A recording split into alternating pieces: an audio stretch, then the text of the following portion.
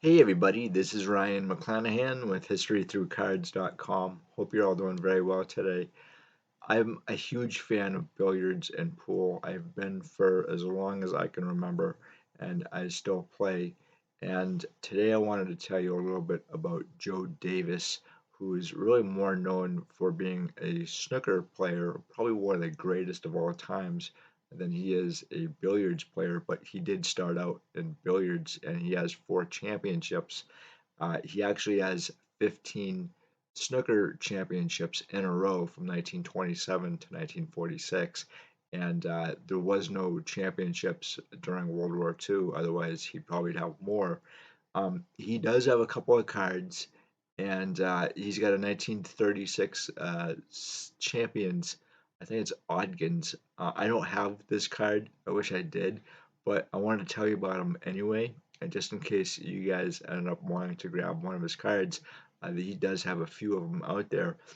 There's a pretty big difference between billiards, pool, and snooker, and I want to tell you a little bit about snooker. It's more of an English game than it is played here. In fact, I've never actually seen it being played in the States, but I think somewhere it is being played. But what snooker is it's a larger table with 6 pockets, and there are 3 balls that can be used as a striker. And it's basically the balls are a little bit larger than pool balls, and you have 15 red, 6 colored, and 1 cue. And really, kind of how it's supposed to be played is that you have a yellow, brown, pink, blue, green, and black colored object ball, and the goal is to hit one of the red balls in first, followed by a colored ball, and then a red ball again, and into a sequence, if you will. And then that's how you kind of win. Whoever gets the most points wins. So um, Joe Davis here, he started out as a pool player, and he kind of like made a transition over to snooker. Snooker is really kind of a maybe a newer game. It I think has its origins in the middle of the 19th century. There really wasn't any championships for snooker until Joe Davis arrived, and he organized the first one, and I think that was about 1927. So I found a couple of articles that I wanted to share with you about Joe Davis, and here they are. This is from the Sydney Morning Herald, Sydney, New South Wales, Australia, July 11th, 1978. Joe Davis, Mr. Snooker, dies. London.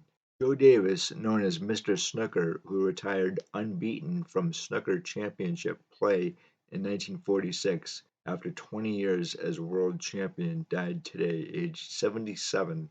Joe of Kensington, West London, was born in 1901 at Whitwell. He began to be interested in the world of shaded lights and ivory balls as he watched customers play billiards at his father's hotel. He was then age 10. 2 years later, after many hours of practice, he scored his first 100 break at billiards.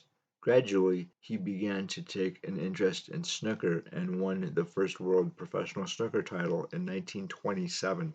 He never lost his title, beating Willie Smith, Tom Newman, Horace Lindrum, Clark Monachery, and his brother Fred.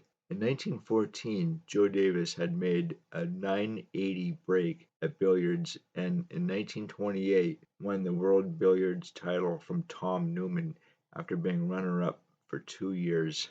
But it was from snooker that Joe Davis earned his great rewards. Joe made his first 100 break at snooker in 1928, his 100th came in 1939, and his 500th in 1953, and he went on making them mostly for charity, for which he raised nearly £1 million. The secret was Old Faithful, a knobby old cue bought for £7 at a church institute in 1931, and control of the cue ball.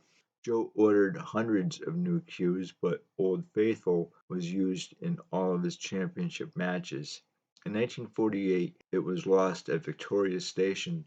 Joe offered 50 sterling for the return of the cue and got it back. In 1955, he achieved his ambition to make a run of 147 at snooker, the maximum for the frame. It had never been done before. Other records for Joe were a break of 1,784 in the United Kingdom Billiards Championship in 1936. He held the title from 1934 to 1939. Joe frequently went on tour to music halls and theaters and gave many demonstrations on television. He became most famous for his play at the Old Thurston's Billiard Hall, which later became Leicester Square Hall, of which he was a director. When the hall closed, he turned to golf to keep fit. Joe continued to tour the world for many years after retirement.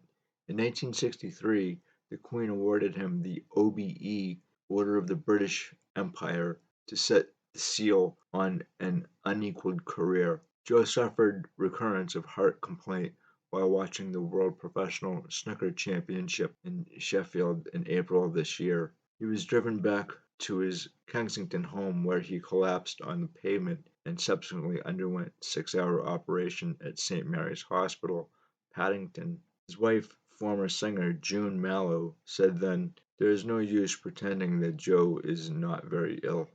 This is from the Herald Express, Torquay, Devon, England, April 3rd, 1947. Joe Davis breaks snooker record.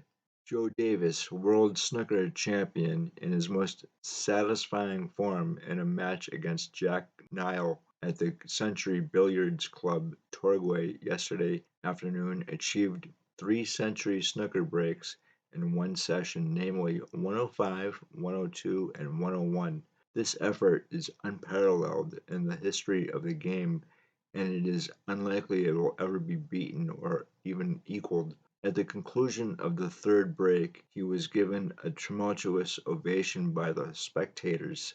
At the evening session, he was also in good form, showed superb ball control in a billiards break of 255. Also, he was very unlucky in not making another century break at snooker, as playing magnificently as he reached 91, and then he had the disappointment of leaving the last 2 reds covering one another. His attempt at potting one red by only a hair's breadth. Mr. Jack Nile, managing director of the company which opened the Century Club a few weeks ago, played well with his limited opportunities, compiling a nice billiards break of 56 and a snooker break of 38 among others. This is Mr. Davis's last week of public appearances before sailing for South Africa with Horace Lindrum on April 12th, and his world record achievement is a fitting climax to a wonderful season's play in which he has maintained his world championship from the highest degree. In returning thanks, Mr. Davis paid tribute to the table prepared for him and also to the secretary manager of the club, Mr. W. E. Harding, and the guest maker, Mr. Fred White of Brighton, who so ably seconded him in his crowning achievement. This is from the Birmingham Gazette, Birmingham, West Midlands, England, April 28, 1955.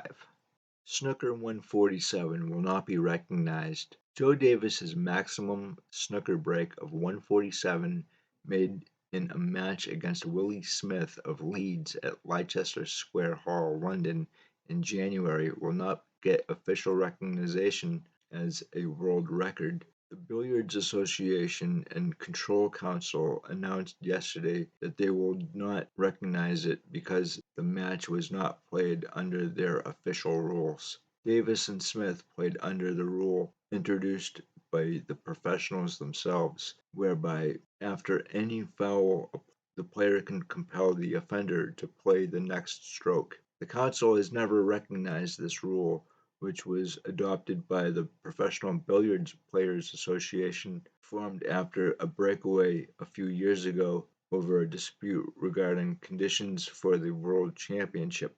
Joe Davis's view, told of the decision in Sheffield, where he is giving exhibitions this week. Joe Davis said, "This once and for all really proves to me that the control console is a complete non-entity. They just don't count. My break was made on a standard table recognized by them and certified by a referee, Mr. Jack Skinner, who is officially recognized by them. So what more do they want?" The important thing, Joe added, is that after 35 years of endeavor, I achieved my ambition, and in the eyes of the world, the break is recognized as the world record. That is good enough for me. So this is my look into Joe Davis in the world of snooker. And as I said before, guys, if you're looking to add a few pool or snooker players to your collection, Joe Davis probably is a safe bet. He does have a number of cards out there. Again, one of my favorites is the 1936 Odgins. And the one thing that I'm not really comfortable with collecting a lot of billiards players is that it can be very difficult to know again who's in the Hall of Fame and who isn't. And if you don't follow the sport, it also can be a little bit difficult to know who is good or not. And obviously, everybody's heard of Willie Hoppy and Alfred Diorio, and there's a few others too from the 19th century. I think Jake Schaefer and Jake Schaefer Senior and Junior. So those two guys are also in the Hall of Fame. There's a lot of other billiards players who are in the Hall of Fame and don't have cards. That really makes it very difficult to collect. It can make it a very difficult sport to collect. I understand this. Also requires a lot of time and effort to collect as well. So just keep that in mind. But anyway, guys, thank you so much for stopping by. I greatly appreciate it as always. And if you have any favorite snooker players or billiards players, let me know because I always love to hear what you guys have to say. And until the next time, I will talk to you later. Bye.